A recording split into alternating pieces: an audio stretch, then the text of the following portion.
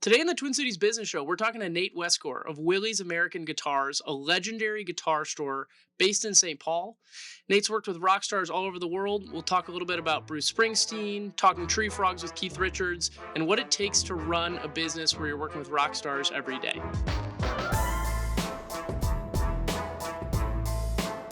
Welcome to the Twin Cities Business Show. I'm Charlie Ryback, and I'm here today with Nate Westgore, a.k.a. Willie Del Mar of Willie's American Guitars. Welcome to the show. Thank you. Thank you. It's nice to be here. I like what you've done with the place. Thank you. Yeah. Thank you. I get no credit for it. So Okay. So we're surrounded by several guitars. I want you to just get into a little bit of, you sell guitars. I do. I sell guitars for a living and have for 38 years. Can you name 5 to 10 people that you've sold a guitar to in your life, just to set the scene a little bit? Well, because he's coming to town on Tuesday. Bruce Springsteen is, I've known for a long time, and the whole band. And The Who, Sheryl Crow, the Rolling Stones. Well, I haven't sold a guitar for Jimmy Page, but I found one for him. But almost any band that tours with guitars stops at our place. We have service. And we'll do it on the spot. And that was my background in Chicago. And we have vintage guitars that draw a lot of people in because they rise in value. They're good working tools. They're made of old wood. They sound better. And old vintage guitars, mostly made before pre-65, draw a lot of guys to come in. So I could go on and on. The Doobie Brothers, it just goes on. A lot of country artists, and it's a small world. We're all kind of in the same business. Whether you're playing a small club or big room, the rules are kind of the same in show business, and it's a community. Kevin Costner is a customer. And he has a band and will travel around and play with his band. And it's kind of some of his high school buddies, and he hires really good musicians, and he will come in and talk about local music. I mean, that's his, everybody loves to see where your local music is a town. And if you have a strong local music scene, you've got a lot of people coming in from outstate. Yeah. To eat at restaurants, to stay at the hotels, to shop at guitar stores. And, we all know that. It's an important part of the culture in any city. And any city that gets involved in promoting local music is going to increase their bottom dollar and tax revenue by inviting people in to the circle. That's so great. To speak. So, it's about this whole ecosystem that is cultivated, through the tool, the instrument of the guitar. Yes. Really and there are other instruments, obviously pianos and saxophones and stuff, but the guitar is an American icon, in part because it's portable. You can take it's portable and polyphonic, meaning you can hit more than one note at a time. So trombones, clarinets, those are one note at a time. Violin, kind of one note at a time. Pianos, not portable, but the portability of it, and it is an American icon. We invented the solid body guitar, and that made it, after World War II, audiences got bigger and bigger and bigger, and you couldn't build acoustic guitars any bigger to project. So the electric guitar came around, and they fed back. The more you turned up your amplifier, the more you'd get that ee. So they made a solid body guitar that didn't feed back, and that provided the impetus for blues, jazz, country, rock and roll to play to bigger rooms and reach these bigger audiences as they expanded. And that expansion really started in the 20s after World War I, but after World War II, we had a bit of an industrial revolution, and the guitar was part of that. That's fascinating. Can you explain the thing that you were just talking about with the Hawaiians and the Panama Canal, and how that fed into sort of the advent of the American guitar movement? So in the 20s, if you think of a 20s musician, if you think of a 20s college kid, it's a kid in a full-length raccoon coat playing ukulele with a goofy little hat on, right? Okay. And 5'2", eyes of blue.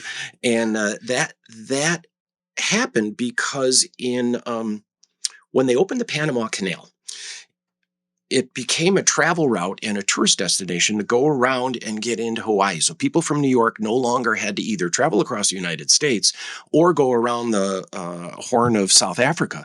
They could go through the Panama Canal. So they made a Pan-American exhibition in LA, and it was celebrating traveling out to Hawaii and other Pacific regions. And the Hawaiian music that came out there just set the world on fire in the 20s for that. So that kid with a raccoon coat playing ukulele. But the other thing was a steel guitar. And Hawaiian slack key music, and I'm going to shift my body here a little bit, is this really dreamy. You know what? I'm going to turn on this microphone right here. Oh, yeah. And they in the back room will probably hear that. You tune these to an open chord. It's made you could do this acoustically on an acoustic that was kind of broken. You'd raise the strings way off the fretboard because it was broken anyway, but you'd use a steel to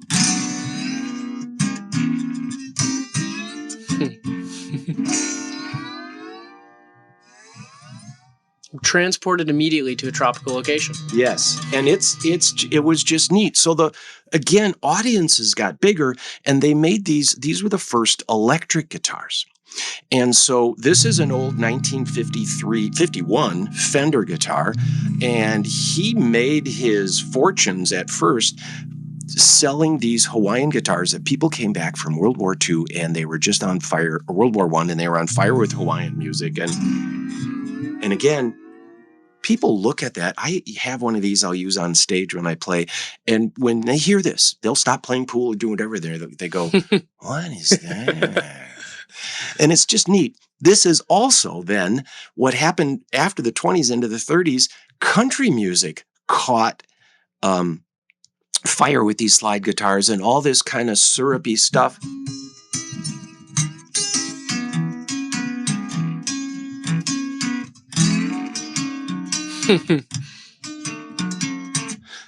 That really became an integral part of country music. And so country music owes its roots to Hawaiian music. So it's kind of a cool thing. Even today, they still lust after these things. Not everyone is comfortable playing them, but they're really easy to play. That's really cool. And then with that, they started making what's called a Spanish neck guitar. And this is Fender's other thing, which is basically a modified steel guitar. They just made the curved neck on it and made it a solid body guitar. So the first solid body guitars are ones that were made from the Hawaiian guitar, born of the Hawaiian guitar. And this is one of the earliest guitars called a Telecaster. A Telecaster was named because in 1951, TV was starting to get big. And it wasn't yet in every home for sure, but it was the future. So this was all about playing a professional music that might get televised. Their second guitar was a Stratocaster, and that is when we started thinking about Sputnik and going out into space. Funny. But these have become icons. This is a Blackguard. Blackguard tellies they're very rare. There's probably a couple of thousand of them total, and many of them have been ruined over the years. And you bought this for how much and what year? I bought this when I first opened up my store, and this is my buddy. I always say this is... I can't sell this. My kids can, but I won't ever be able to sell it. And I bought it for $3,000. This guitar is in pretty good shape. It's all original. I've played it in tons of club gigs. Unfortunately now, it's probably about $60,000. So since 1989 or 90, when I got it, it's gone up a lot, exponentially. And that's the reason why people buy old guitars, is because they tend to increase in value. Mm-hmm. Some of that is trees and the availability of old forests, and the old ancient trees are now largely protected. All these fires we've been having has made that situation worse. But if this is made of American hardwoods, but acoustic guitars and other guitars are made of trees back in the 20s, 30s, 40s that were 700 to 1500 years old. So older They're gone. wood actually makes a better guitar. Older wood will make a better guitar. Old growth wood makes a better guitar. Why? But not only that, you have to take it down and dry it and cure it. Mm. So it for one, you have a big diameter log and you have a lot of area where you can cut and choose the best wood. Okay. Wood, those type of woods, that's probably 0.5% of what they use it for. It's used in furniture, but a tree like a Brazilian rosewood tree is now illegal to cut. But if you hear Brazilian rosewood and you tap Brazilian rosewood, you can hear it's sonorous. It is very resonant, and it has lots of different complex tone character just tapping it. You make a guitar out of that, and you've got a really beautiful sounding guitar. Now most trees are force grown or quick grown, and they'll harvest them after 40 to 80 years. Back then, they would harvest trees that were 700, 800, 1,500 years old. And it's just a matter of the complexity of the tone. And those trees are gone, and they're meant to be protected. So there is catches of old wood that's available, but really the older guitars sound so much better. And Martin guitars, this is my buddy back here. Martin guitars were around since at the American Civil War. Martin guitars was 40 years old. Okay. And the Battle of Gettysburg. This is well before World War I. Well before World War I. This is Civil War is 1860. Yeah. Martin was around since 1833. There's a story in Gettysburg. The Gettysburg battle was 3 days. And at night, everybody sat in neutral corners and waited to the next day's battle. While the soldiers ate, medics and doctors, it said, would take they would have orange hanging lanterns and stretchers. And you'd see these lanterns going around the battlefield, picking up bodies and wounded soldiers. During that time at night, and I heard this on Minnesota Public Radio, they had a guy that was just strumming guitar and singing songs. And nobody knew what colored uniform he wore. All they remember is that. And for all of us as musicians, that's our job, to comfort, to entertain, to make you forget your problems. And that always stuck with me, that story of that. Gettysburg, by the way, is 1 day's march away from the Martin factory, which is in Pennsylvania. Wow. And so Martin's been around forever. The Martins made before 26 or made after 26 before 38 are the ones that are just crazy expensive now. This is a shaded top, meaning it has this coloration on the top that was special order only. And this is a 1932 018. And it's just a hugely resonant guitar.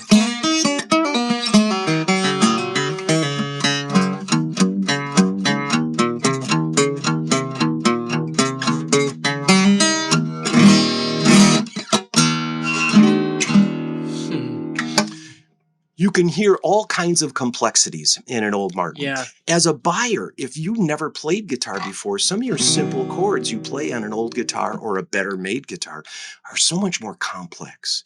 And it's so much more enjoyable to play even simple chords on an old guitar. And they'll ring all day long. It's people come to the United States for our guitar history. The Japanese buy old guitars. The European buy American vintage guitars. It's kind of a worldwide phenomenon. And you and I talked about Red Wing shoes is kind of like that too. In Japan. Very popular. They like the Western culture. They're really good with details. They know the guitars probably better than most Americans. And so it's huge. They say now that 25% of the population play guitar. 25% of the adult population in the United States own a guitar. Do they play every day? Maybe. Yeah. Are they working professionals? Probably not. Yeah. But there is interest, and it is broader than one might think. And if you think about it, perhaps 1 in 4 people play guitar of some kind. Wow. Yeah, I got a guitar. I played in a band in college. Yeah. And bands are growing too. There's a lot of therapy in just getting together with the guys and maybe not bowling, but just, singing a few songs. It was fun. So COVID hits, it changes everything. It changes live music. It changes the way people are consuming culture. We have this AI revolution happening. And throughout all this, the guitar continues increasing in value. Yes. Why do you think that is, particularly in the last, 5-6 years? AI. Yeah. The first word, artificial. And I think even in the computer age, people want real. They want to be able to sit down and have something that isn't manufactured. And just whether you're playing a steel guitar or just strumming a guitar at home, it's very therapeutic. It's very stressful the past couple of years. COVID was extremely stressful. Think about all the stuff we had to do, the masks and the not do this and not do that. It was a really tough time in America. Our business and all the people I know, all the dealers I know, couldn't keep guitars in stock. They wanted to sit down and have some comfort. Yeah. So I think that's it. And then the more artificial intelligence grows, I think it's going to drive more and more people to tangibility, real tangibility. Yeah. And I also think that's an opportunity for young businesses. I think if you're in retail or, there's something about older stuff too. Being in the secondary market is a pretty safe way to play against large competitors that come to town and the big corporates that come to town. Being in a place where you're selling secondhand clothes, secondhand furniture, whatever that, to integrate some of that into your business model, I don't think is a dumb thing. I think that the guitar really is it's an icon. I have several customers who don't play guitar, but honestly, that just looks cool. Mm-hmm. It just has this certain sculpture to it. It's just really gorgeous. And when you see Bruce Springsteen plays one like this in his early twos, and when you see that guy strapping on and 1,000, tens of thousands of people standing on chairs screaming, and everybody in the audience either wants to do you or be you, it is it's something, right? Yeah. And that It's makes good to be a rock all star. that. It's good to be a rock star, and it's good to be a country star, and it's good to play in clubs where dozens of people think you're cool. Yeah. That drives it. So how did you get into this? Take us through exactly how you launched this business and why. Yeah. I toured. I lost my parents in high school, and I toured right away. I could sing and play. So I found work right away, and I felt a little bit off the leash. And this is what year? This is 76, 77. Vintage guitars were just starting to come onto the marketplace. And who were you really listening to at the time and following as your sort of musical icons? Musical icons. Springsteen was an icon. I had a chance to meet him when I was working in the record industry. He was a really cool guy, and he treated me with great respect, even though he was a star. Guys like David Edmonds, I was always, as a musician, too country for rock guys and too rock for country guys. Okay. So there was a lane there in between. Guys like Dave Edmonds did a band called Rock Pile, and now it's called Americana. It's kind of that twang thing and country music with some backbeat to it. And it's a growing thing. Back then, I did pretty well playing jump blues around the Chicago area. And again, I could sing, and that got me a lot of work. And traveling outside of Chicago, we would go out to some of the small towns, and I'd find guitars at garage sales or music stores, or, there was no internet. Yeah. So in those early 80s, there was only newspapers and hearsay. There was very few books on the subject. So learning what they were was important to me too, taking apart and fixing them. And that's kind of what I was good at, is fixing stuff. And then finding guitars, I would bring them back to the big city and sell them there. And then I would go out on the road again and be in Ohio or whatever in the Midwest and find guitars and take them back. It got to the point where I was making more money selling guitars than I was making doing gigs. And a lot of the bands I worked with, we made good money. We made $300-400 a night. And back in the late 70s, early 80s, that was a lot of money. So yeah, that's kind of where it came from. And then with Willie's, there seemed to be only new stores or little tiny stores that had a couple of vintage things. And there was a lot of people that were buying stuff but not displaying them because they didn't want their customer base to know how much they were really worth. So they would take them to guitar shows. My purpose was to make this room where I'm always proud of Willie's because there would be rock stars and students. We don't do students much anymore, but there would be a young kid learning how to play, and Sheryl Crow or Eric Clapton would be, milling around. And there was a great blend of that. And that's kind of what I always wanted, a place, if the working musician, and not rock stars, the working musician, which is most of that is club guys, but they travel. It's a hard road. Guys that have one or two hits can make a living off those hits for 20 years playing on the road and playing in front of, several hundred people. There's a lot of guys that are making $5,000-10,000 a night, but they hammer on their guitars and they need to get fixed. Bridges breaks, pickups go out, the electronics go out. We are standing by and we'll do it. We'll stop everything and fix it for them. Yeah. And that became our reputation. And that's why guys would stop, A, look and see what toys we got, and B, to get their stuff tweaked. The Who used to come around, and because I knew their tech, Alan Rogan from London, I spoke at his funeral. Pete Townsend spoke right after me. Wow. Opening for Pete Townsend, not a bad. Yeah, I know, right? Gig. I didn't know till I got there either. My wife and I went, and I was like, they want me to say a few words. Yeah, okay. But then I sat down, and it was Pete Townsend and Graham Nash and the piano player for the Stones. And I can't think of his name right now, but a super sweet guy. But the Who would stop at Willie's. We would go in there early in the morning as soon as they were unloading the trucks on guitars. A lot of times, as the wood shrinks, the frets will stick out. The wood shrinks in the dryness. The frets are metal, and they stick out of the edges and they can cut your fingers. So we would go and dress the frets on all of Pete's guitars. We'd look after the electronics. They have people that know what they're doing and do it, but they just wanted a massage, you might say, to have all the guitars looked over while they did other things. So yeah, every time they came, we would go through and go over like 40 guitars because nobody travels with one guitar. And so yeah, that's one story, is that the Rolling Stones would always, or the Who would always come by and have us do their guitars, and Alan and I would go out afterward, drifting around looking for old guitars or going to pawn shops or buying old clothes or old records. And that was kind of part of it. It was the Willies would always try to help the key people inside the tour. That's really cool. Yeah, it was really cool. It was a lot of fun. The Stones come to town, and all the crew and I would sometimes go out. They'd be there for days. They rehearsed quite a few times here in the Twin Cities. And Pierre and some of the guys from the band and I, we'd go out and find a laundromat, find a place where they could buy just stuff you wouldn't even imagine. And they needed on the tour that they used up because they're a little city that travels.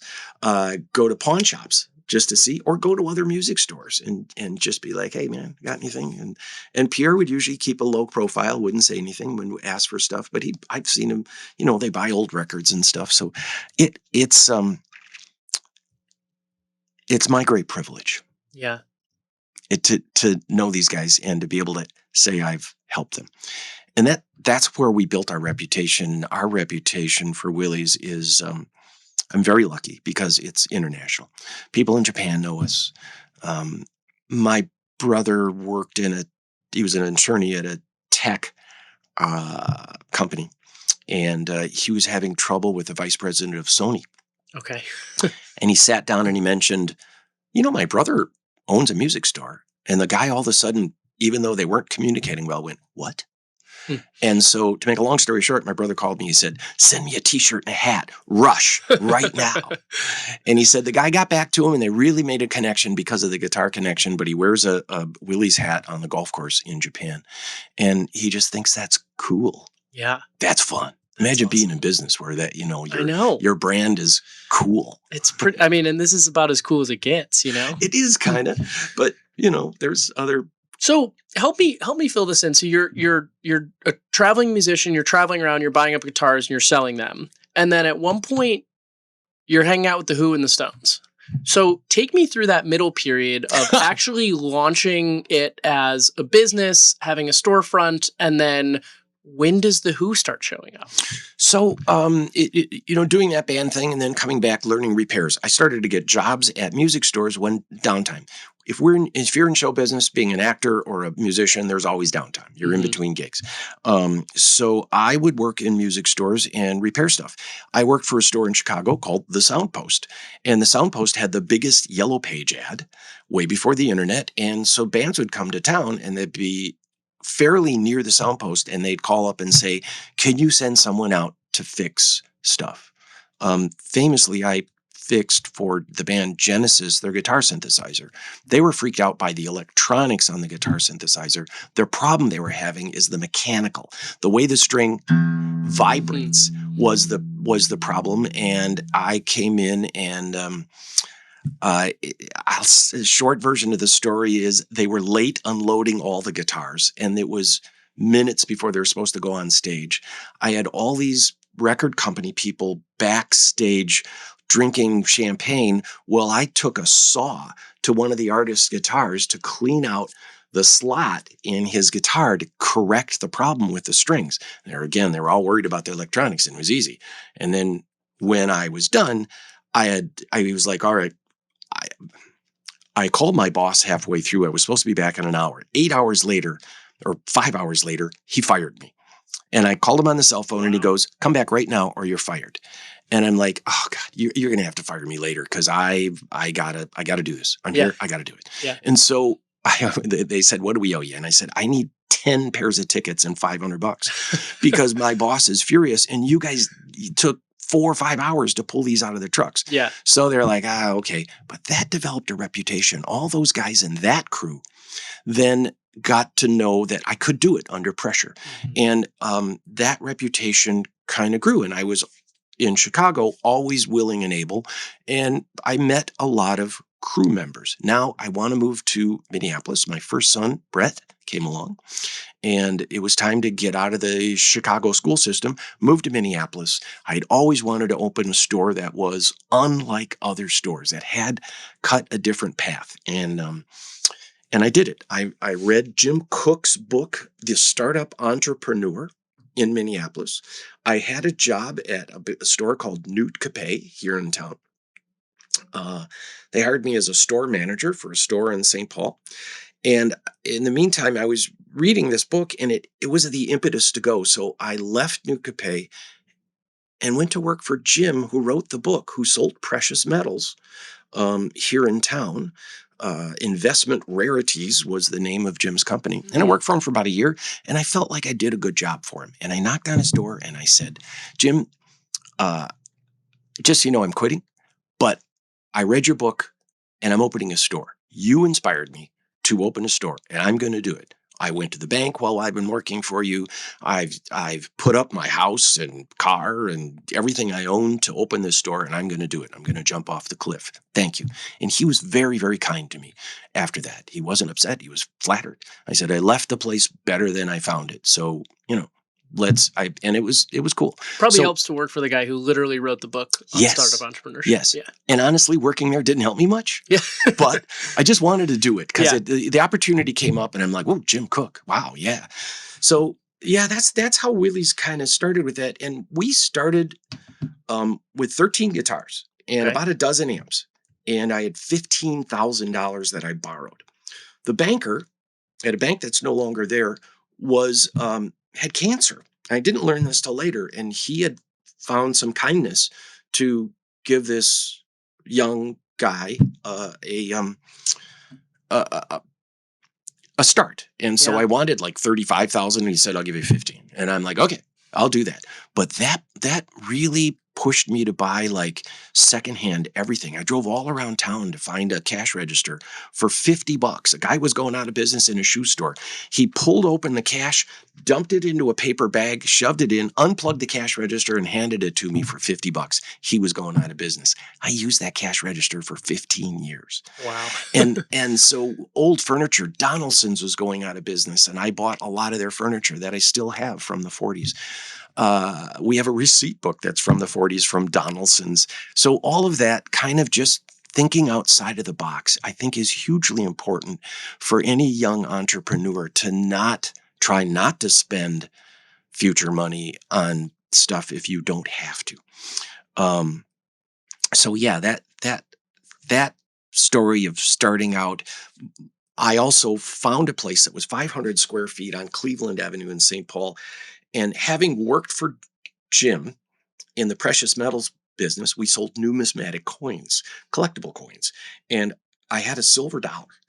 And I gave it to this old guy who was 93 years old. And I said, look, I think I have a bank loan. Can you hold it for me for a while? This is perfect. I want this. And I said, all I got right now is a silver dollar. And that guy in his 90s held that in his hand. And he went, okay, kid. And he stuck it in his pocket and he goes, I'll hold it for you. Promise? Yeah. Okay, cool. 60 days later, I came back. I'm ready. Here's a deposit. Here's a security deposit. He gave me a lease on a typewriter that had no letter E. It was a 5-page lease. So it was a lass. Exactly. Yes. Wow. Yes. Did So you I get your had a silver lass. dollar back? No, I gave it to him, Yeah. and I didn't mention it again. But yeah. Amazing. Yeah. Okay, so you play a starring role in one of music's great mysteries, and it involves this guitar. Can you tell us more about the story of Jimmy Page's missing guitar? This is a story that's come up because apparently there's a video out about famous missing guitars.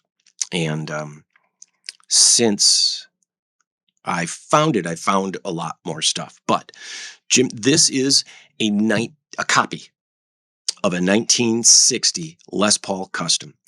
Jimmy Page's first real guitar was this. He saw it in a store and it was just gorgeous. And I'm going to grab it, hold it up a little bit for the camera. And Jimmy Page, for those who don't know, is who? Jimmy Page is the guitar player in Led Zeppelin, which is probably it's Beatles, Stones, Led Zeppelin, as far as the top 3 largest selling records, bands, biggest fans, richest band in the world.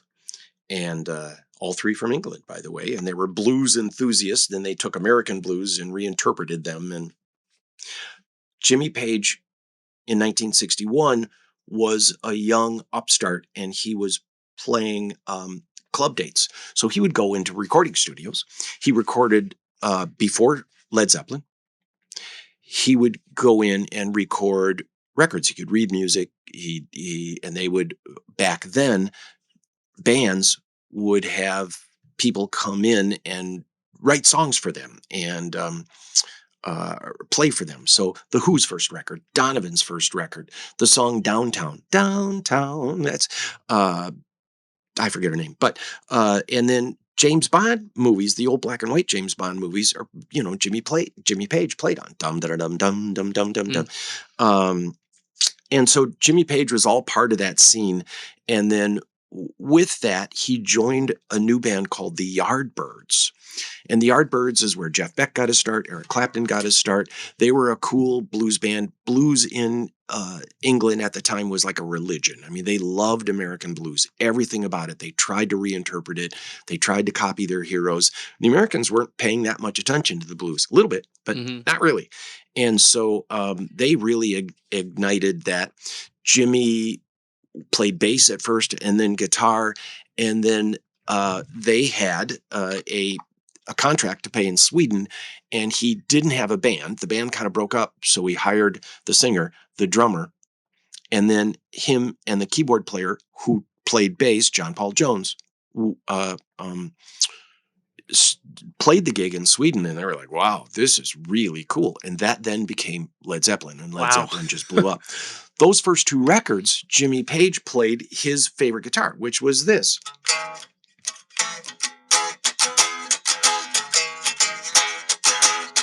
Yeah. So he played his first hit, Whole Lot of Love, on this guitar. And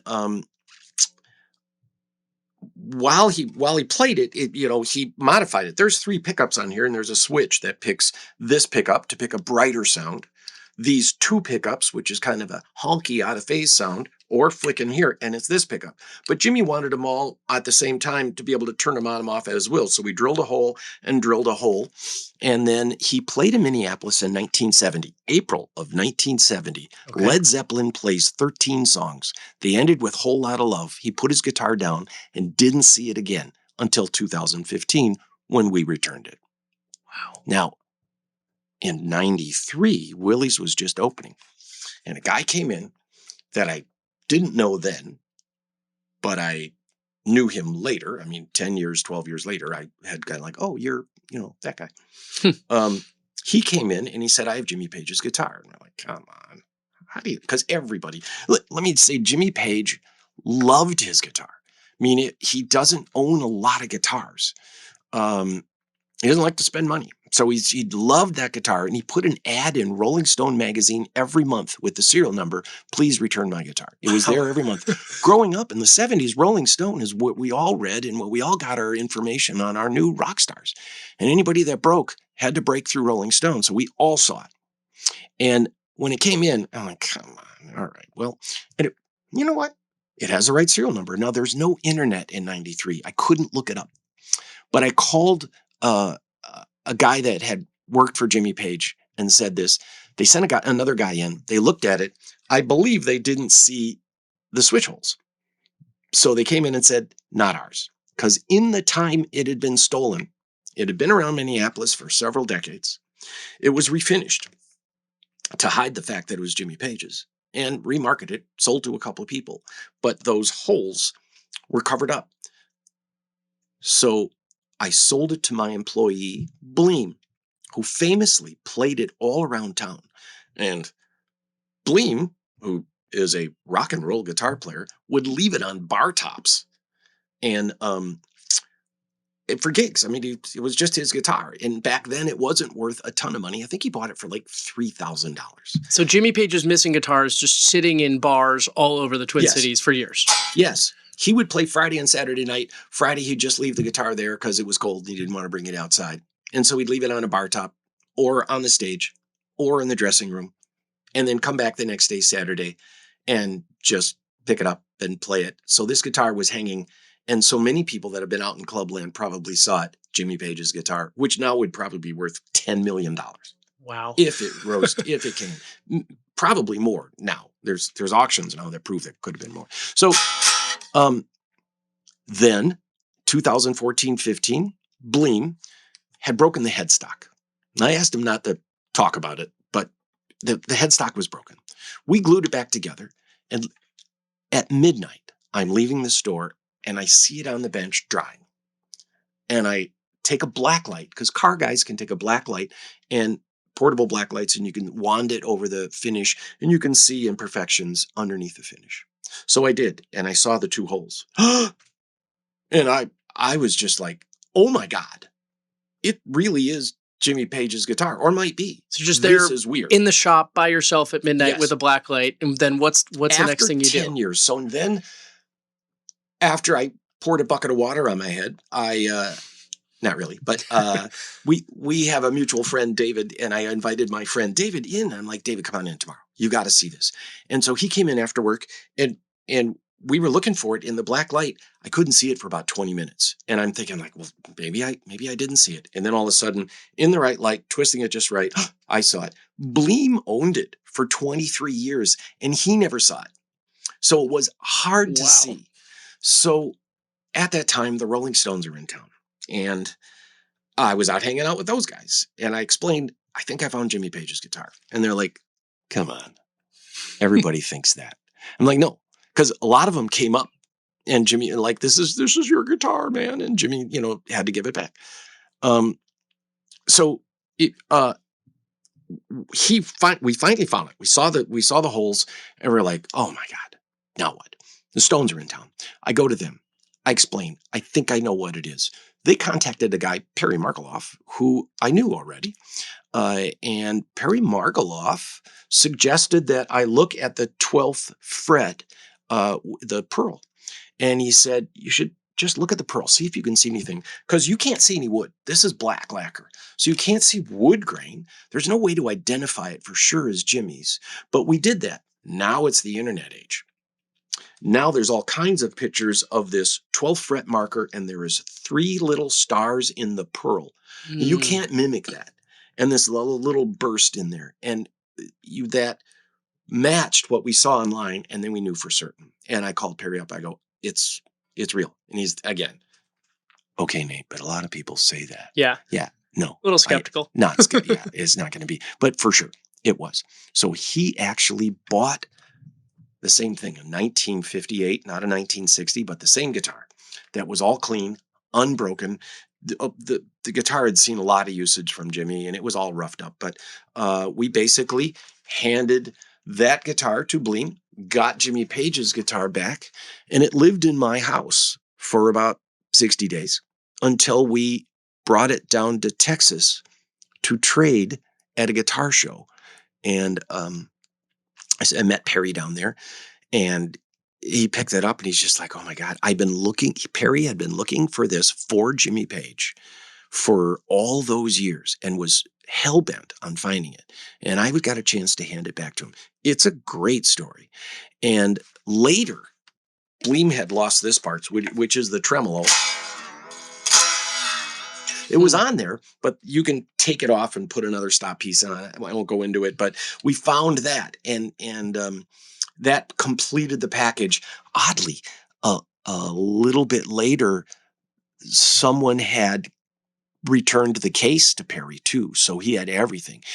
Jimmy Page called me, thanked me. He was very polite. He was a gentleman. He had it in his lap. He was like, listen to this. Turned it up and played a chord through an amplifier we had in, and he said, I'll never let it out of my hands again. I'll never let it go. They didn't want me to tell the story for a number of years because Jimmy Page was working on a movie that has since come out. And they asked me not to tell the story, so I want to tell the world, because as a businessman, I bet. and a small businessman, that's a big story. And so we had to wait, and we waited and waited. And then we saw the guitar was at the Metropolitan Museum of Art, and it was there, and Jimmy Page let it be displayed. And then he grabbed it off the bed and took it home. And he's like, I'm never leaving this alone again. Yeah. Once that was in the Metropolitan Museum of Art, we called back and we said, can we tell the story? And they're like, yeah, you go ahead, tell the story, and everything's good. And it's a good story. It's a great story. Yeah. It's a great story. It's fun. So you're sitting there hanging out with Mick Jagger, Keith Richards, and you bring this up. Like, what is so they're just sort of an afterthought in the story, but like, how do they react? It's really Pierre that kind of put it together. They have their top executive is Pierre, who looks after everybody. And he was like, are you sure? And I'm like, yeah, no, I'm positive. So Bleem, my employee, I had offered it back. I felt like I was off the hook. I had given it up. They said no. I don't feel like at that point I had to give him up, and I wasn't going to. Bleem invested the money in it. And now it goes up. Guitars go up 10, 15% a year. So now the guitar is worth like $50,000. It's up from there too. And so I'm not going to take away a guitar. And he was down on his luck. He had health issues. He just was really down on his luck, and I'm not going to rip it out of his hands. We have to figure this out.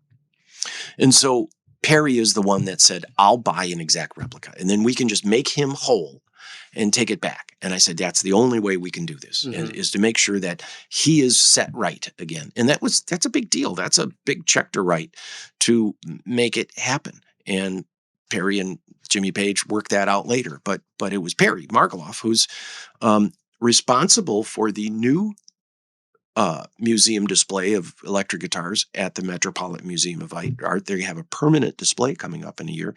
And he is partly responsible for putting those guitars in there. He had the wherewithal to do that and to make it all right again. And I met him down in Dallas and did the trade, and that's all part of the story. It's a kind of a great story. Great story. Having a guitar like that, of that value in your house, my wife and I were quite nervous about. Probably pretty terrifying. It kind of is. When you start thinking about what it's worth, somebody just paid $14 million for the Pink Floyd guitar. So Jimmy Page is probably equally as popular, if not more popular, with guitar players. I mean, he's kind of the guy to most guitar players. And you shared that, the common rumor that I had read was that somebody had taken it from the airport. Yeah. But that's not true. That's not true. Later, after the story came out, I had heard from several people that seemed to know what it was, that they had had these kids. Hey, kids, come on, you're hanging out after the show in April in 1970. And they said, will you take those guitars from the stand, all the stuff from the stage, drums, everything, put them in that room over there, that tent over there. And a kid grabbed the guitar and walked out of the other side of the tent with it. That's the story I heard. Now, is it true? Don't know. I don't want to chase that ghost. I don't want to, there's no statute of limitations on the guitar. Jimmy could, if that guitar got stolen or sold, Jimmy gets it back. 10 years, 20 years later, it belongs to the owner. The statute of limitations is on the theft, on the thief. But I'm not interested in doing that. If somebody wants to come down and do a book or a story on it, there's a lot of research while those people are still alive to find out exactly what happened. And I've heard a ton of stories. I've heard that this guitar was painted white at one time. It was not. So there's a lot of stories. I owned it. I brought it to a show, tried to sell it. I played it. There's just a ton of stories because it was in Minneapolis for so long. Yeah. There was a guy that offered me on the phone first $200,000 and then $500,000 in cash if I ever found it in a bag. And it's just like, whoa. Wow. And if you took that money and he sold it to somebody and sold it at auction, it's stolen goods. There's just no way. Right. It's just not worth it. Wow. Yeah. Tell me a little bit more about, you were explaining to me why rock stars buy guitars, aside from obviously they need them and they play them, but the economics of it, which I thought were really interesting. Yeah.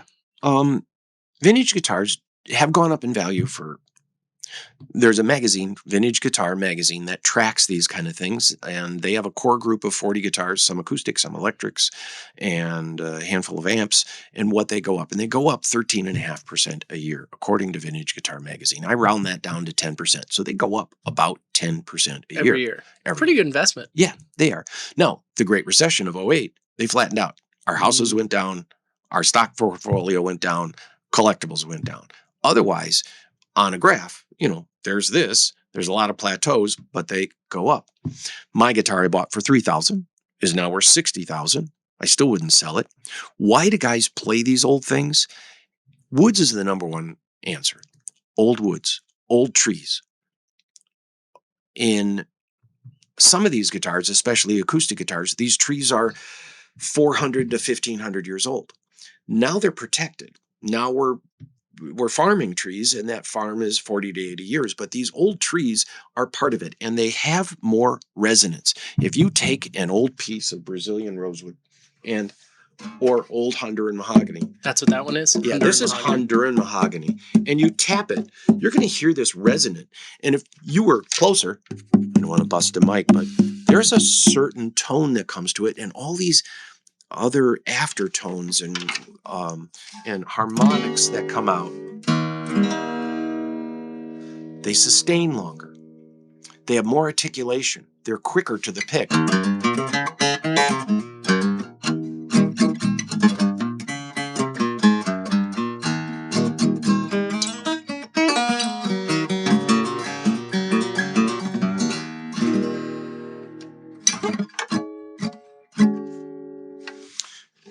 There is a resonance to old wood that's hard to explain.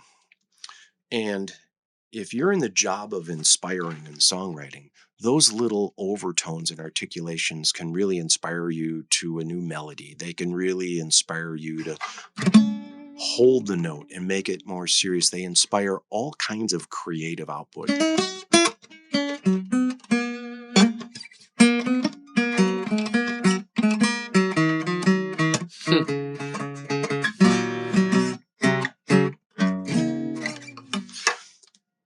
And in electric guitars, there's magnets that age. There's magnetic material, cobalt. There's a magnetic material for electric guitar pickups. That is a mix of cobalt, aluminum, and nickel. Cobalt is getting more and more expensive. It's a softer magnet. It allows the magnet not to be a brake. The string vibrates back and forth. A magnet underneath the string, a pickup, is pulling on it. But older magnets tend to pull less hard, and it sustains longer. There's things like brass and magnetics and how they were made. There's also, in value, collectibles. People collect comic books. What do you do with a $100,000 comic book? You store it. That's all you do. You don't sit up late at night and read it. Guitars you can play them.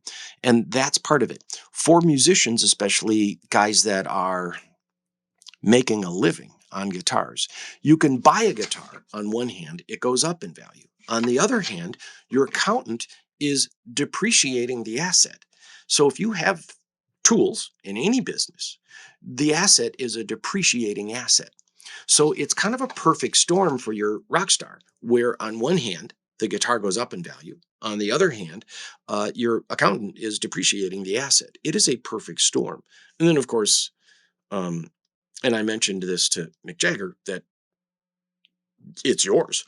That also increases it in value for your heirs. It's estate planning. So you can put 20 grand into a mutual fund, but when you sell it, it's just a mutual fund. But if you put 20 grand into a guitar and you sell it at auction and you're a rock star or someone of some notoriety, there's a good chance that brings in serious dollars for your heirs. Yeah. Mick Jagger once owned this stock. Doesn't have quite the same ring to it. No. It doesn't. And then there is, again, the sexiness too. These old guitars. I mean, if you look at this being a 1932 guitar, it's just beautiful. And you can look and see all the clubs it's played, and I can tell a guitar where the guy's favorite chords were. You can just hear the guitar will ring in G or ring in C, and that's where his voice was doing.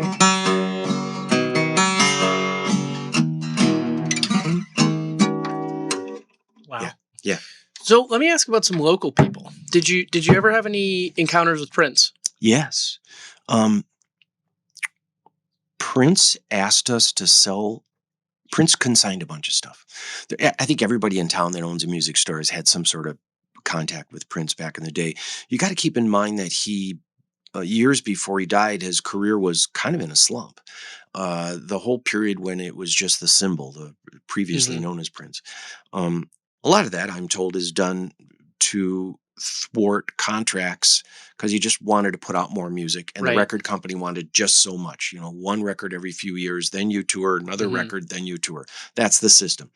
And he had a lot of stuff. But back in those days, he wasn't selling as many records. And he brought me a guitar that was a stage guitar. We had it for $8,000 for about 4 months. A guy bought it down in Rochester, sold it, and then it sold again at auction for $440,000. Wow. So we couldn't sell it for $8,000 forever. And then it finally sold for this big number. A lot of that has to do with show business and the auction packing the house with people and the marketing of it. Well, we had the last guitar Prince played. My repair guy, the head of the repair department at Willie's, was playing a gig days before Prince passed away. And he got tapped on the shoulder and turned around, and he knew him. And he's like, "Can I play?" And so he grabbed Steve's guitar and he played it for a couple of minutes and then closed the show. And everybody went crazy, and he died a few days later. Wow. And so he had the last guitar. We marketed that for $25,000, and it later sold at auction for $165,000. Wow. And he played it for 90 minutes. So buy guitars from you and then resell them is a good... Yeah. You need to hang on to them for a while. But yes, and it's... Yeah, Prince had sold a bunch of stuff. He had filmed a video at Willie's once too, a long What time video? ago. I don't remember the name of the song. He was putting out so much stuff back Yeah. then. They buried it. I think it's out right then, but I played in the video the part. I A bunch of hip guys came into the music store. Sonny, the bass player, shopped for a bass at Willie's in the video and would play a bass, and then a bunch of other groovy cats and actors would come out. And then I came out and took the bass out of his hand and threw him out.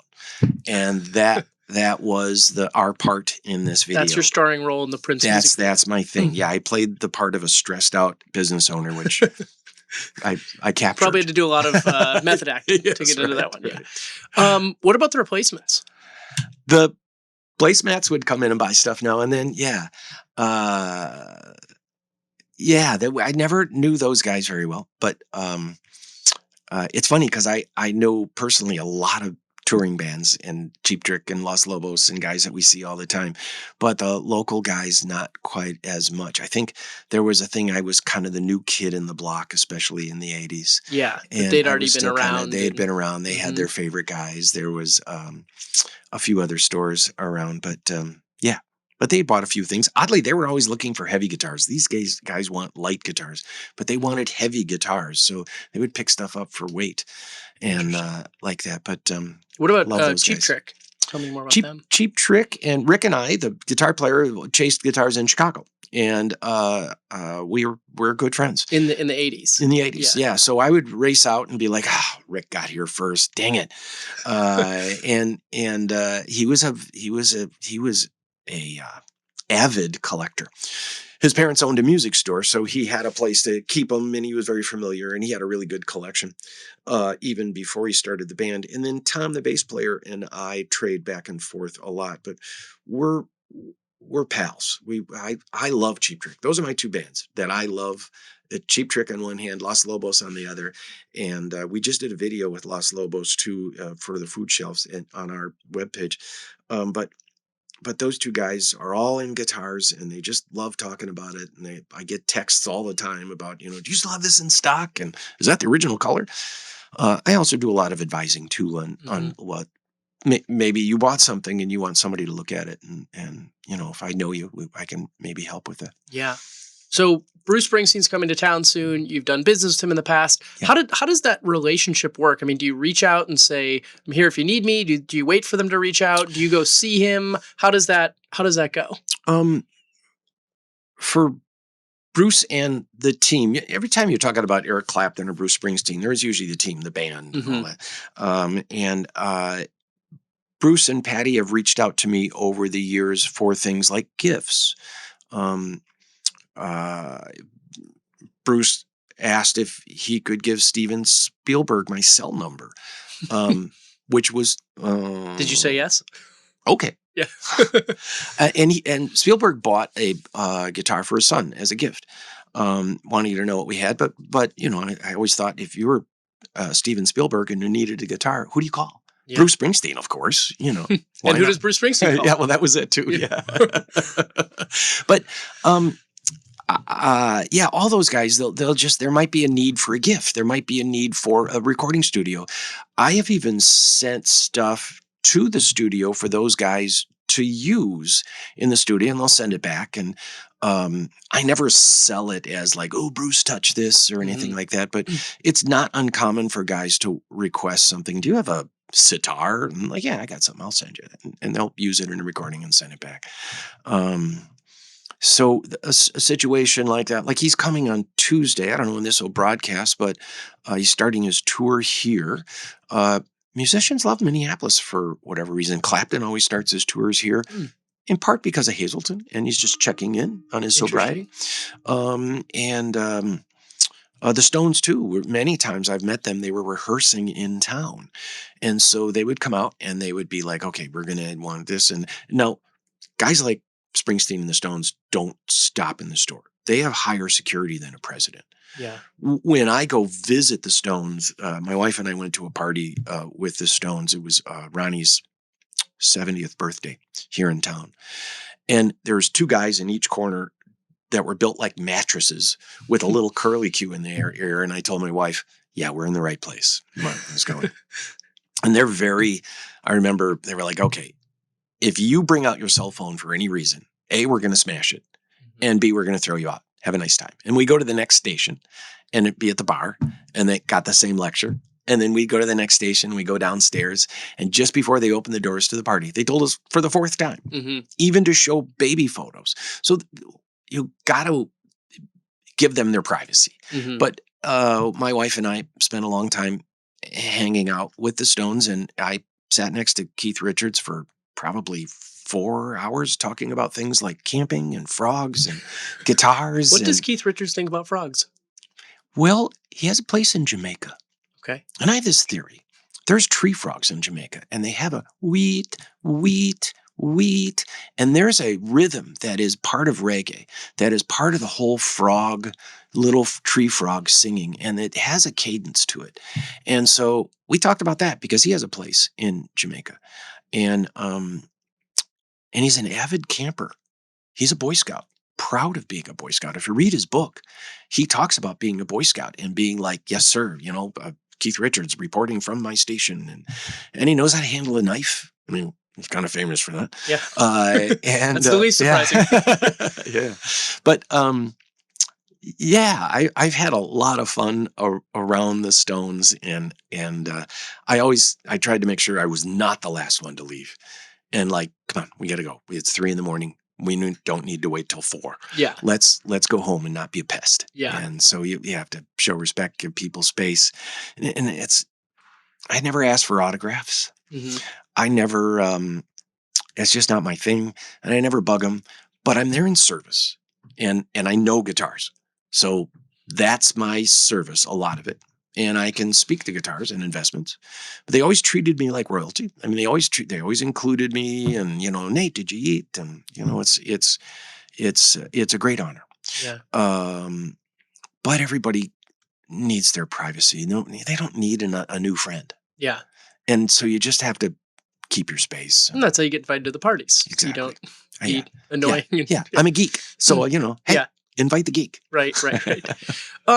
So there's this sort of meta thing happening in the music industry right now, which is for a long time, it was about selling records. And more recently, much more and more, a higher percentage of the revenue is being driven by live music. Yes. And then after COVID, people are drinking less. Yes. And people are going out a little bit less. So the live music venues are starting to feel that in a big way. We did a story on them recently. Where do you think that is going, and where do you think it's going to settle? Do you think we move back into a place where artists are making less money off of live music? Do you think where do you think that all lands? That's a good question. What I think is there's a miniaturization going on in the marketplace. Big amps don't sell anymore because the big rooms are the ones that are dying. It's the little rooms. So a lot like American business right now, it's huge venues, huge companies, and small venues. And so the stadiums have no problem filling up, with bands that are touring, and Metallica and AC/DC, but the small clubs and smaller rooms seem to be successful.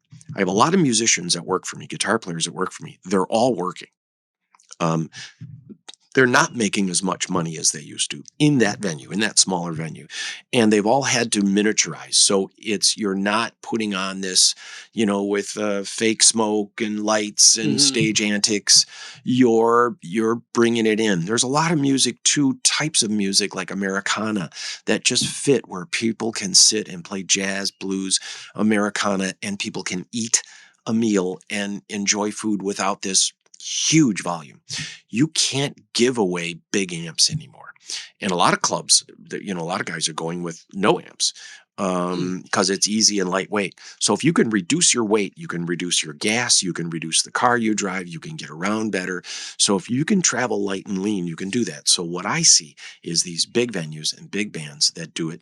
And then there's a middle ground there too for people. Bonnie Raitt, who's a good customer and friend, she plays these middle rooms, 15,000 seat rooms, and she's killing it. They sell out in a second. So there are bands like that are legendary bands.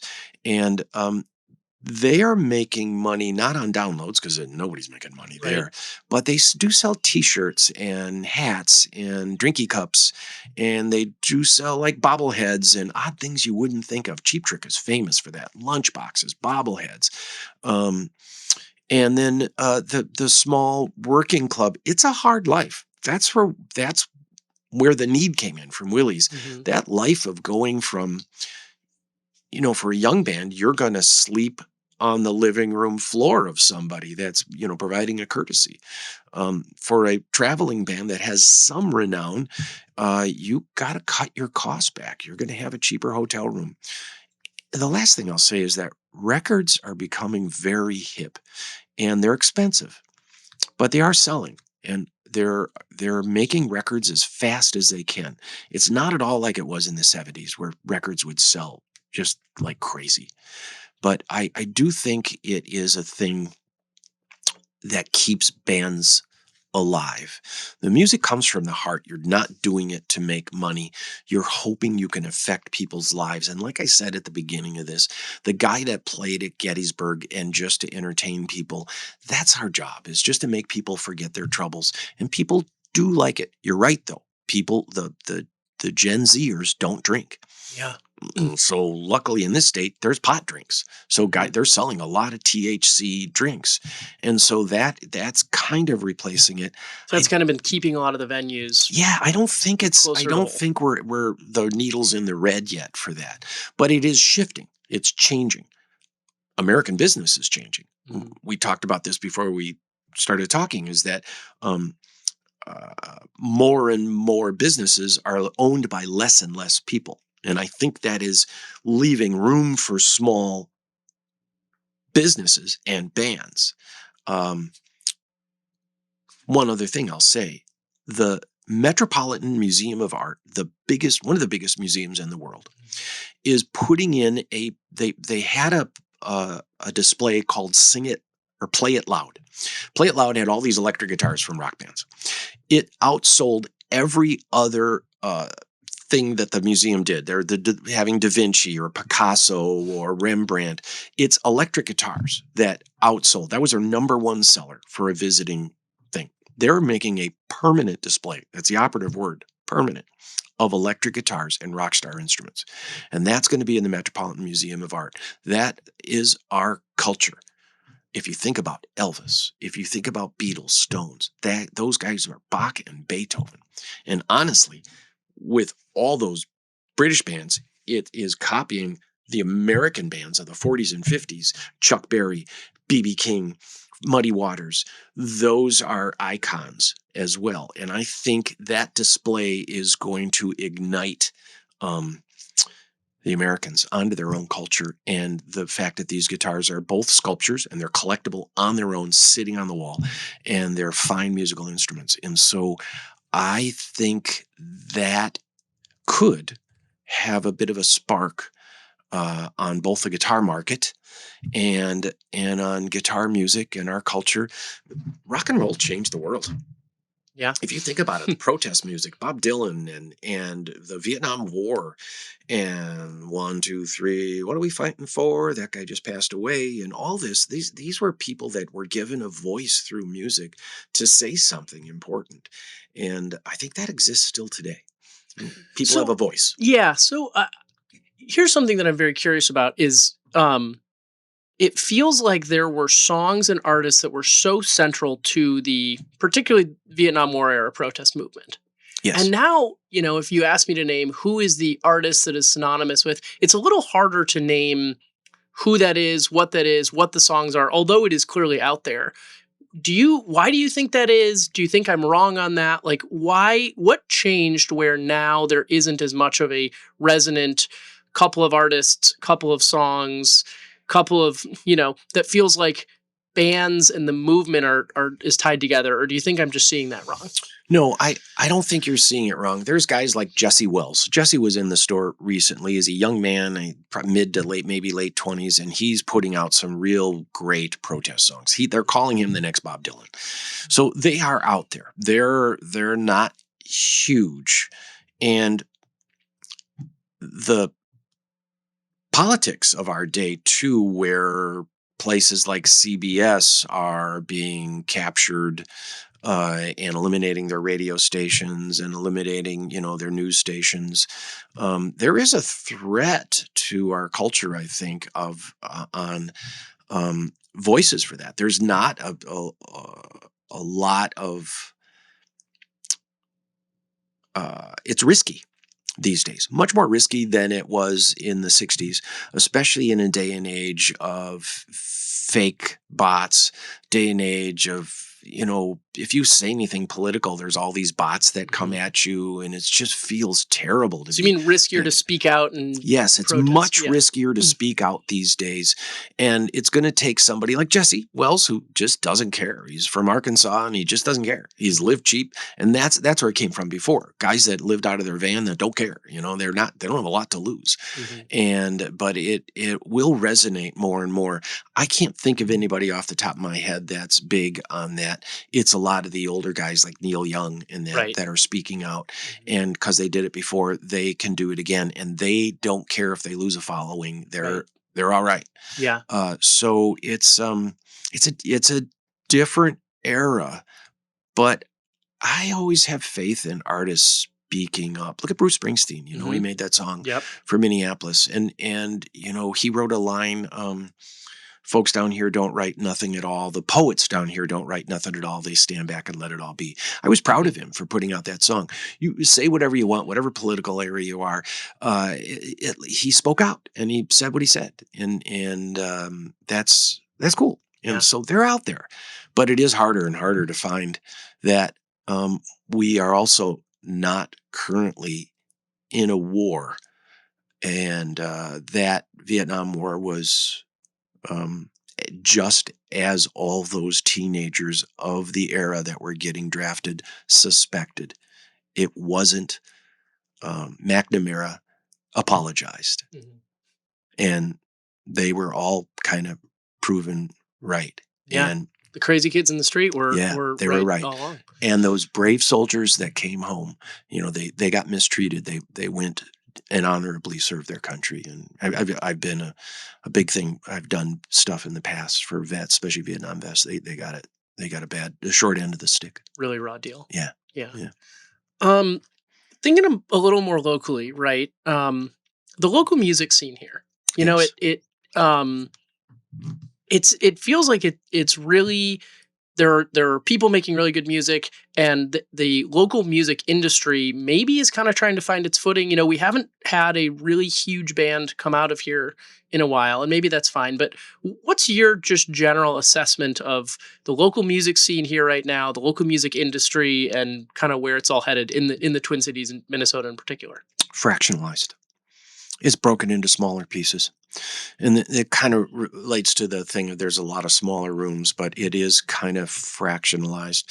I think a lot of times the poet in his own land is not always listened to. So a lot of times local bands, the replacements, Rolling Stone just always praised the heck out of them, but they weren't as popular in town as they were out of town. I see that a lot whether you're in Chicago or whatever, look at the Rolling Stones and the Beatles. They were huge in America, and they were big back then too. But there is, I think it's fractionalized. Yeah. I think there's room for a star to come out of there.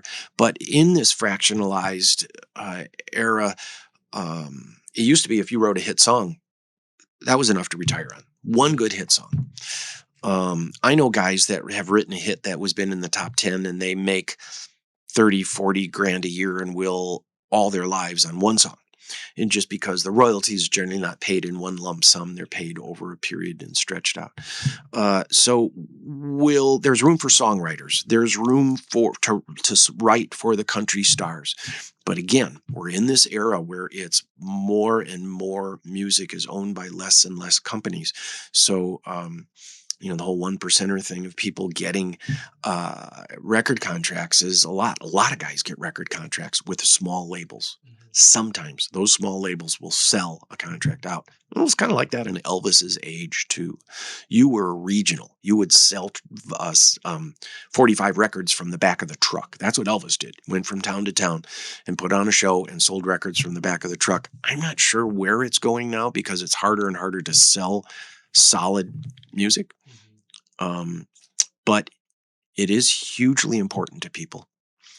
COVID, all us music stores did wonderfully, did great over COVID because people love music. You take music away and, that ain't going to happen.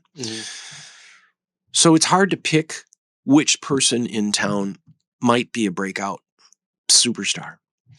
They come quite surprisingly. And look, Prince, again, was not, he had his ups and downs. And when he was down, you just figured, oh, well, he had his moment. But after he died, people realized, oh my God, all this stuff was great. Just how special. So he's huge now, much bigger than he was just before he died. Yeah. Where do you have any names of people that you sort of have your eye on or that you think are particularly talented or fun to listen to even? There's a lot that are really talented. The level of musicianship is so high. But no, I don't have anybody right now that I can think of in town that would be, the next big thing. Again, it's very fractionalized. We don't have a guy like Jesse Wells. I'll just pick him because he's a new star, and there's nobody I can think of that is right on the cusp like that. But there's a lot of medium level stars that are selling, 2,000 seats, and there's always been the buddy system in music. You're always the backup band, that you're going to play just before someone else, and that gives you exposure to their audience. And there's still a lot of that out there. So no. Yeah. When you're just driving around in your car, when you leave the studio today, who do you listen to?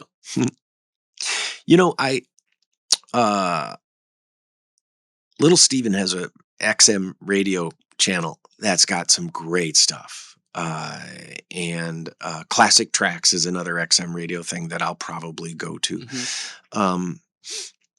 I know Little Steven. We were voted the best guitar store in America because of Little Steven. It's a long story, but a producer that worked on with Little Steven in television had done a story in a magazine and had picked 10 music stores, and we were in there. Little Steven, I love Little Steven's sensibility, his humor. He's really funny, and he's got great taste in music. He'll tell you like who played on the record, where they went to after that, and he's just really awesome. So that XM radio station of Little Steven's is a favorite of mine. Do you have a favorite record? Or a couple favorites? Elvis Costello is a huge. I love Elvis Costello's writing. Have you met Elvis Costello? Yeah, I'll try to make this quick, but okay. I bought a guitar, and a friend of the drummer had called and said, we got this guitar. It's oddly shaped, and we thought Elvis might want it. So they set it up, and he was playing at the Myth in town, which is a club that's no longer here. Yeah. And it's a great example. Elvis Costello, who's a multimillionaire, is playing at the Myth, which is surprises me. Yeah, small room. Elvis. So I get there, and I'm like, "Hey, I'm Nate from Willie's Guitars," and like, "Hey, man, how you doing?" They're very nice to me, and they said, "Hey, have you seen Elvis?" And they go, "Yeah, but he's in a really bad mood." And I'm like, "Okay, no, you know what? I'm just gonna go. I'll grab the guitar and go. I don't care." And they're like, No. He wants to see it. It's okay. So it's like they knock on the door and they go, "Elvis, the guitar guy's here." And then I see this hand come out in between the door, and it just kind of does like this. And then I go inside, and it's a dressing room.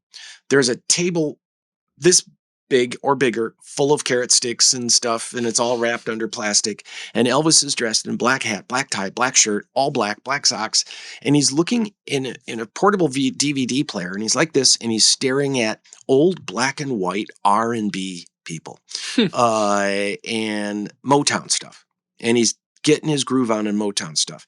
I, as a musician, related to this. He was absorbing something that he wanted to portray later. And so for a half hour. I said nothing. I was not going to be the first to speak. He was busy. It didn't look like he was busy, but he's my hero. And I'm not about to make him mad at me. So I just kind of hung in the back. And on the corner of the table, I lifted up the plastic and the noise of, and I grabbed a carrot stick and I just stood there, and I'm probably holding it with all 10 fingers as I'm trying to keep it quiet and just eating and just waiting.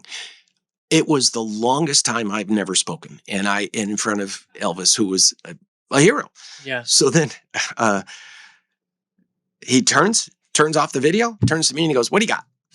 And I said, "Okay, this is this, and I set it up for you. It's ready to go. You can play it on stage right now." And he picks it up, strums one chord, goes, "Great, I'll take it." And he goes, "Eddie," and calls his tech. And he goes, "Eddie, set this up. We're playing it on song number 1. And, those guys will catch up to you. They'll pay you." And I'm like, "Okay, well, thanks a lot. It was a pleasure to meet you." "Yeah, nice to meet you too." And that was it. But I stood in front of one of my heroes for a half hour without saying one word, the man in black. And I will never forget that.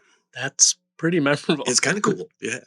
Any other records or things that you just as a listener really love? I'm pretty diverse. Yeah. I play a lot of ukulele and 4-string guitar. I listen to a lot of different things. So I can't think of anything that I'm grooving on lately. I tend to go retro quite a bit and listen to stuff. I also, when you're in the music business and you hear guitar players slamming all day long, a lot of times just listening to the motor. I'm in old cars, so I'll kind of just turn off the radio too. But there is local bands will bring me CDs and records quite a bit. I do enjoy listening to new guys that and just listening and see what they got. As a songwriter too, I'm kind of critical, but I like when I hear a really great songwriter. But yeah, nobody in particular that I can think of. I'm pretty diverse in it. I'll just go into this and listen to these guys and maybe listen to something 3, 4, 5 times over and then leave it. And how about you? What do you listen to? Oh, I listen to all sorts of stuff. What's your favorite? I mean, Desert Island. Oh, Desert Island. 2 or 3. 2 to 3. I might go artists. Well, okay, so Nas's Illmatic is my favorite album of all time. Yeah. I am a really big fan of the White Stripes. Yeah. And that actually frames up pretty well like the types of music that I'm into. And I don't know if that is a type of genre or something, but things that are sort of in that realm. The Black Keys I love. Yeah. Sort of, I have the vocabulary, but kind of like sort of blues forward rock, I guess. Yeah. And then I really like hip hop. Yeah. Yeah. I don't know what it is. Something about the bass, I guess. It's the through line there. Yeah. Yeah, I like backbeat stuff myself too. It's got to have some sort of rhythm to it. But the Black Keys are good customers. They bought something last time they were in town, and always come through just to nose around and stuff. They're see geeks. what's going on. Yeah, and they're super nice guys. It's got to be a fun place for them to just wander into and be able to just see cool stuff. Yeah, we're also kind of appointment only. And so they can come in and not get harangued and just relax and goof around. And we're just joyously cracking cases and showing them stuff. And if something plays great or sounds great too, it's hard for people to understand that don't play. But you lay it in the lap of a guy that's wanting to write the next record. And it's cool to see a guy's lights lit up and just be like, oh my God, I need that. Yeah. What would you say to somebody who wants to do not exactly what you've done, but let's say that they have a real interest in something like sneakers and they want to start the next sneaker store? What do you say what advice would you give to them as they're thinking about maybe going out and starting their own business? That's good. I like that question because I think there's a lot of young business people like myself back in the day that are thinking about it. And take clothing or furniture, or I drove by a furniture store and was thinking of that. I think part of being new is being old and getting into some imagine going into a clothing store that had a retro department in back. It just Mhm. wouldn't happen. So many things are about designer labels and what they see and what's popular and what they open up. And in the New York Times says this guy is hot. And but I think like in clothing, I think what's old is what's new. And having a few things and worshiping some of the styles of the past and the shoes of the past. And I don't think that's a dumb way to approach a new business. Um, More and more businesses, big businesses, manufacturers are selling direct. It's part of their whole marketing, and so they're automatically taking a little bit out. Your advantage to that is to get some of their old stuff and seek that out. I think there's room. The thing is, businesses get bigger. It gets less personalized unless you really got your employees trained to be kind, uh, to be accepting, to be welcoming to everyone. The first word out of your mouth should be welcome Mhm. because people are always kind of nervous. And the more people are into their phones and the shyness, I know a lot of young people that have really a tough time communicating, Yeah. and they're nervous about it. They have anxieties, especially younger people. They have great anxieties. So I think for the new business to survive, you need to be able to get past that. And there's clever ways to do that. I think doing videos is a big thing. We do a lot of videos, and it is just for me, I want to teach people about guitars. You want to highlight a guitar you're selling, yes, but you also want to use that as a vehicle to teach about the guitar, why it might be cool, why it might apply to today's music. I think any business has to look at that and decide who in the business is going to be a spokesperson, and then you have to get creative with it, having lighting of some kind, something different that people don't see, having a tile for the beginning of your video, and being able to engage people and get them to know you. I think for a young business, that's the new key.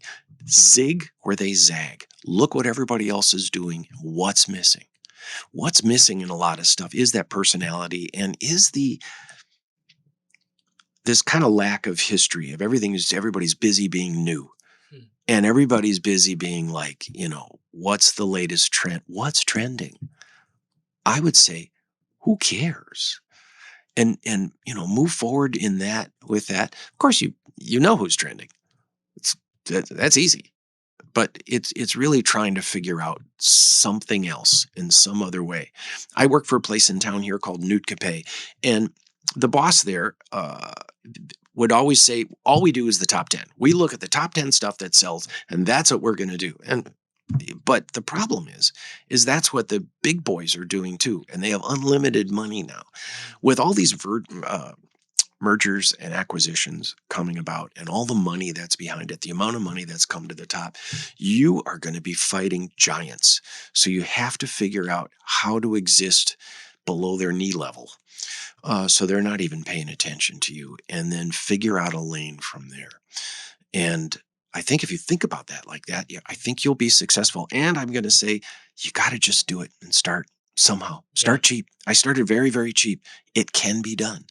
There's going to be there's locations that are going to be available for cheap. And if you're doing videos and bringing people in, advertising is a whole nother thing. I used to spend thousands, tens of thousands on magazine ads. Now with our Facebook ads that we buy, we can reach people like that. We sell stuff like that because we're reaching all this worldwide audience. Mhm. And I hope that answered that. It did. It did. It's a great answer. Um, what do you think Willie's looks like 20 years from now?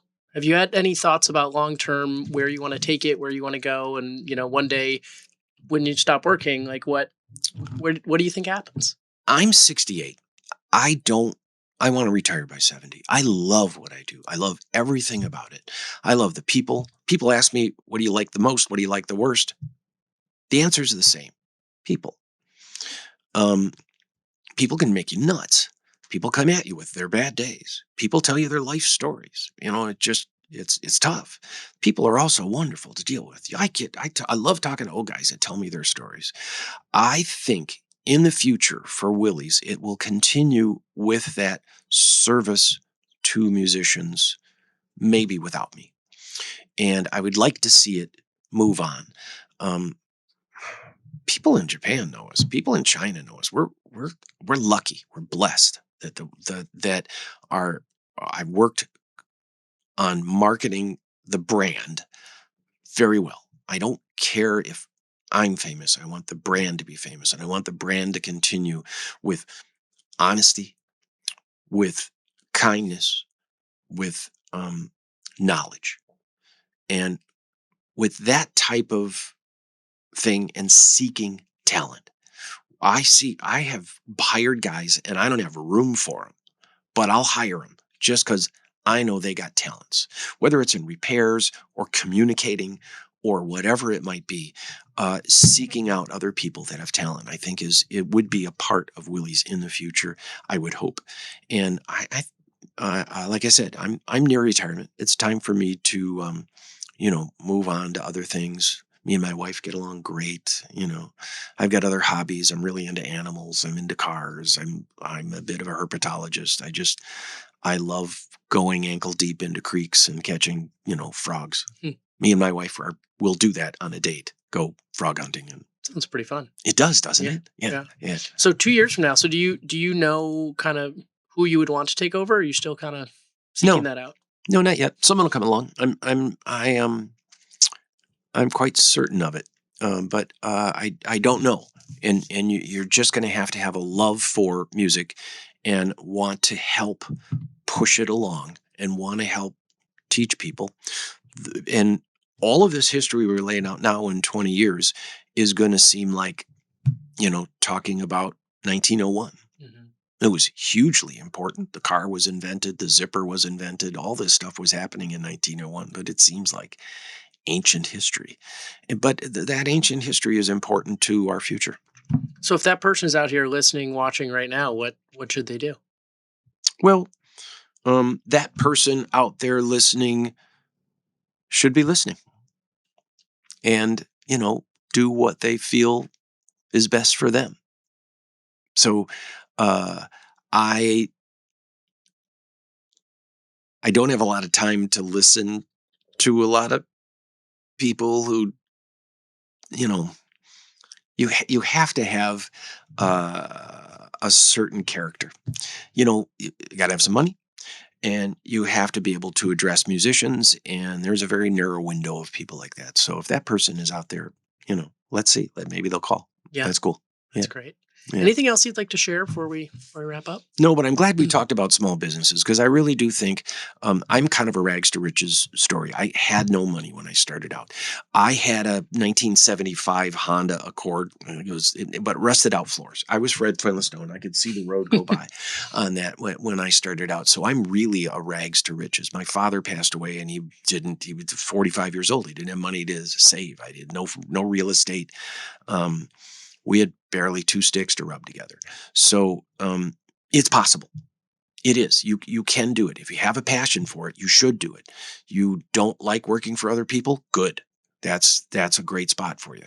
And I really, if there was anything, would love to think that somebody is encouraged to get past. Just do it. Just get past. You don't have money? So what? You can do it. You can buy used stuff. You can decorate a store on the cheap.